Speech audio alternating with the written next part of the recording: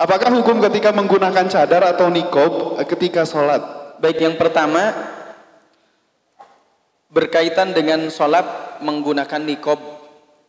Maka buat yang pakai nikob ketika sholat, maka dibuka nikobnya. Ya. Dan kalau ketika seorang perempuan berkumpul dengan komunitasnya, maksudnya dengan perempuan lagi, maka nikobnya dibuka. Ini yang paling bagus. Ya. Makanya kenapa kemarin ramai ada apa? Cross hijaber. Wah. Pakai nikob ternyata kumisan. Naudzubillah kan? Tapi kalau dibuka itu akan terhindar dari fitnah, betul? Ya. Yang saya lihat ada beberapa ikhwah, saudara-saudara kita di Timur Tengah, ketika dia bernikob, maka ketika dia sholat, maka nikobnya dibuka. Ketika sholatnya khusus di tempat perempuan. 2 atau 3 tahun lalu saya ada seorang syekhoh dari Palestina, syekh perempuan dari Palestina. Tapi kebetulan saya tidak jadi penerjemah. Waktu itu penerjemahnya ada akhwat juga, ya. Kebetulan istri saya ikut waktu itu, ya. Dan si syekh ini pakai nikob. Tapi ketika dia berceramah menyampaikan sesuatu di komunitasnya, itu nikobnya dibuka. Dan ini yang lebih baik. Ya. Jadi jangan pakai nikob itu kan dalam rangka apa?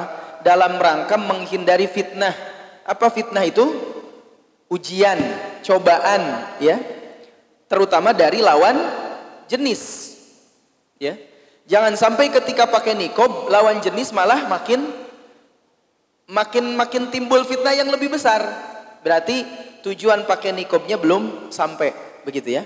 Walaupun di antara 4 madhab ini Imam Syafi'i mengatakan wajib. Imam Syafi'i. Kenapa? Karena khawatir terkena fitnah. Ulama yang lain mengatakan sunnah. Ya.